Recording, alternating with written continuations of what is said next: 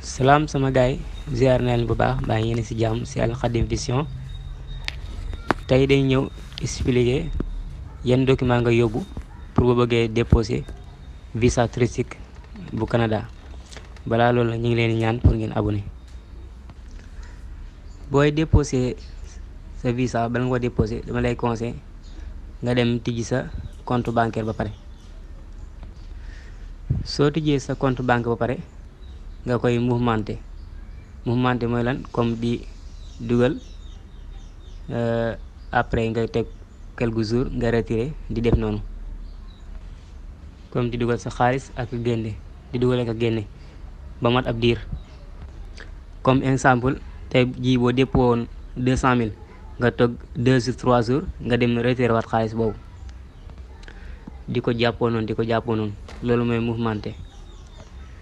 soo paree soo jógee foofu noonu nga wut papier yi nii mooy reçu de commerce ak NINEA.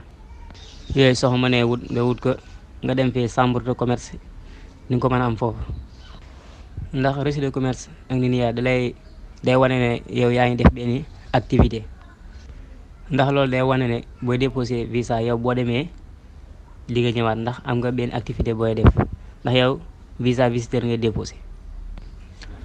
aussi tamit bu fekkee mën ngaa wutaale carte import export tamit nga wutaale ko, ak carte commerçant tamit boo xam ne wutaale nga wut ko. soo wutee papier yooyu yëpp ba nga pare ba mouvementé sa compte, NINEA ak reçu de commerce boobu da nga koy teel a wut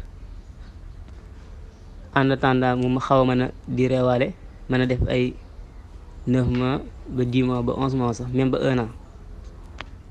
nga xam ne tey jii avant ngay déposer sa NINEA ak reçu de commerce dana duré tuuti, am 9 mois benn 9 mois wala 10 mois. li des nag nga dem ci site Canada bi.